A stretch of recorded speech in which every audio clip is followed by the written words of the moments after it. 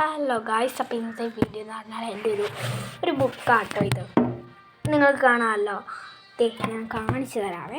Magic writing book എന്ന് പറഞ്ഞാൽ നമുക്ക് ഇതിൽ സ്കെച്ച് പെന്ന് മാത്രമേ യൂസ് ചെയ്യാൻ പറ്റുള്ളൂ. ബോൾ പെന്ന്, പെൻസിൽ അങ്ങനത്തെ ഒരു കാര്യവും യൂസ് ചെയ്യാൻ പറ്റില്ല.